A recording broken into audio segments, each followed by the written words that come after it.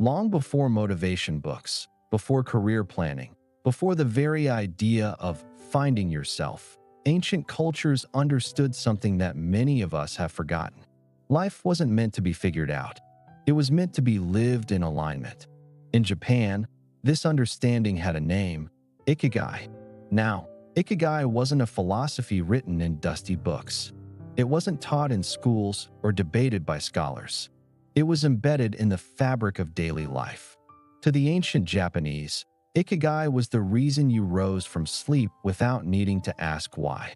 In early Japanese society, life was organized around roles, seasons, and duty. A farmer didn't sit around questioning his purpose. A craftsman didn't search for his passion. A fisherman didn't wait for motivation to strike. They woke up because something or someone depended on them. This dependency wasn't a burden. It was meaning. Ikigai emerged naturally from three ancient conditions. First, belonging. Everyone had a place in the community. Second, repetition. The same work was done daily, slowly, and eventually mastered. And third, continuity. Life was seen as a long, flowing arc, not a frantic sprint. Meaning grew quietly, patiently, over time. In Okinawa, where Ikigai was most visible, elders didn't retire from life. They remained useful. They tended gardens, repaired tools, passed down knowledge, and watched over the children. Their Ikigai didn't fade with age, it deepened. You see, Ikigai was never about happiness. Happiness was considered unstable, fleeting. Ikigai was about endurance. It was the anchor that allowed a person to continue through hardship, illness, or loss. Ancient people didn't ask, "Am I fulfilled?" They asked, "Am I still needed?" This is why Ikigai worked. It was externalized meaning, based not on feelings, but on contribution. Imagine an old fisherman in a coastal Okinawan village. He wakes before sunrise, not because he feels inspired, not because he loves every single moment of his work, but because the village depends on him. His nets must be ready. His knowledge of the currents must be passed down. His presence matters. This was Ikigai in its purest form. But over time, the world changed.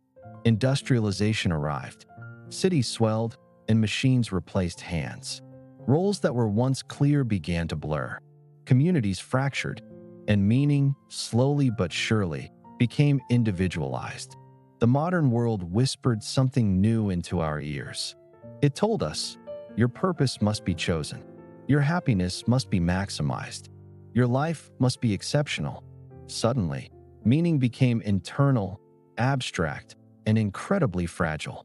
Now we arrive in the modern age, a world of infinite choice and constant comparison. People are no longer needed by default. They feel they must justify their existence. Today, a person wakes up not because someone depends on them, but because an alarm clock demands it. We scroll before we think. We compare before we feel. We optimize before we truly understand. And then we ask ourselves, why do I feel so lost? The problem isn't a lack of opportunity. It's a lack of orientation. Modern life removed the structures that once carried meaning, but it offered no replacement. Ikigai was never meant to survive in a world without rhythm, without seasons, without clear roles, without a sense of continuity. So people feel unanchored, drifting, busy but empty. You've probably seen the modern interpretation of Ikigai, that Venn diagram with 4 overlapping circles.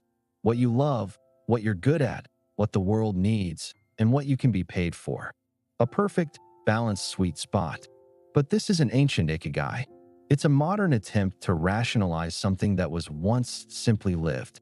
True Ikigai isn't found in a diagram. It is rebuilt, deliberately, patiently. To practice Ikigai today requires reversing our modern instincts. It means embracing smaller lives, but with deeper commitments, making fewer choices, but taking them more seriously. Ikigai in the modern world looks ordinary. It's about becoming dependable. It's about choosing responsibility over fleeting excitement. It's about serving something that doesn't offer an instant reward. In a world addicted to speed, Ikigai chooses depth. This is why it feels so difficult today. It demands slowness in a fast world, silence in a loud one. You feel lost because you were never meant to carry the weight of meaning all alone. Ikigai was communal, rhythmic, grounded, but it can still be practiced, not by escaping society, but by restructuring your life within it. Stop asking, "What is my passion?" and start asking different questions. What needs me consistently? What responsibility will I not abandon? What craft or skill improves through my patient repetition? When your days begin to make sense, your life regains its weight, its substance. The ancient world didn't promise happiness. It promised a sense of belonging to life itself. And that is what Ikigai offered. Not a dream to be chased, but a reason to rise.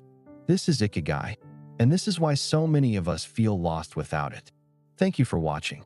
If this resonated with you, consider subscribing for more insights into these eternal methods for a modern life.